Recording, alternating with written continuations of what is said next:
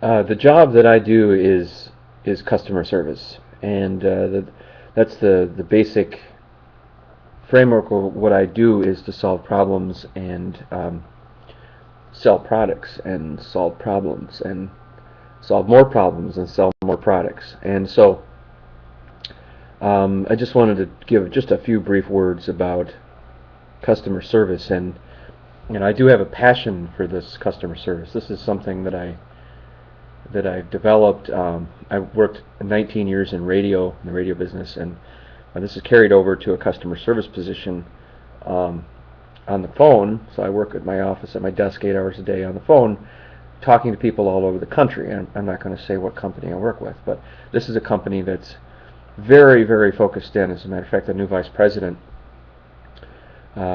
is very, very focused on transforming the customer experience. So what does that mean to me? Transforming the customer service experience means number one, being an advisor, a helpful advisor to the customer. Number two is be passionate about problem solving. Even if the person is upset, even if the person is irritated to the nth degree, to find that spark, that connection, that I'm the helpful neighbor, I'm the helpful friend, I'm your friendly uncle, I am your best friend or your closest brother or sister. I am the person to solve your problem. And once you convince them on the phone that you are the person that's going to solve their problem today, then you have them won over in the first minute or two if you do it right. One of the worst experiences is to have a call get out of control where the customer is totally in control, and it happens. But there's a soft way to confront. You can be firm yet gentle. You can be, just like a parent can be firm, but consistent and still sensitive and gentle.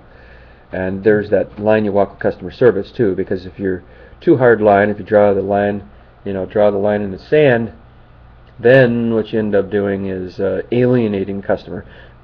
Once the customer's alienated, then you are in really bad shape. You cannot win that call. It's like, let's use the analogy of a football game where once, let's say Randy Moss gives the finger to the crowd, it's going to be hard to win that crowd over. No matter you make a touchdown, guess what? They're going to be booing you, right?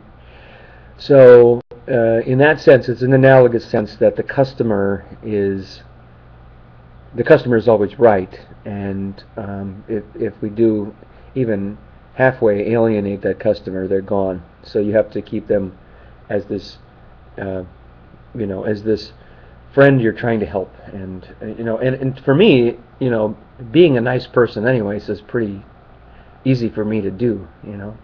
For somebody who's naturally an asshole, it would be hard to do customer service. A little bit harder.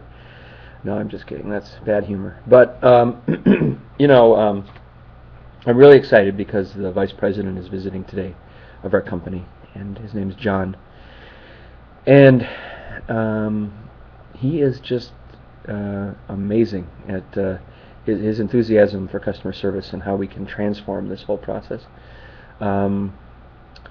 It can be done one step at a time, and I think teaching agents to get customers on their side. It's psychological. It's not the products that you sell necessarily. It's how you sell them. It's the value that you speak with every sentence. So that's my customer service lesson today. But I'm very excited about having the vice president come, and I'm intensely interested in the art and the science of customer service. It is an art because there's no one way to do it. There's no one right way to do it. Everybody has their style. It's a science because there are certain, at least general steps that one must go through. Like getting rapport with the customer. Once you gain that rapport, then you use value statements to sell your product. You reassure at the end of the call. You sell as much value, try to upsell, and you concentrate on value rather than price. So that's it. That's my quick speech on customer service. But transforming customer service in the United States might really help this country. Just to be kinder to each other. My son has a job at a grocery store where they emphasize customer service, and they're overly nice.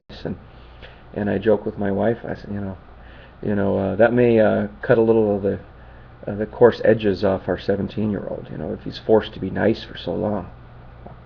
Okay, that's enough on customer service. And I hope you enjoyed it. If you have comments, feel free to post your comments.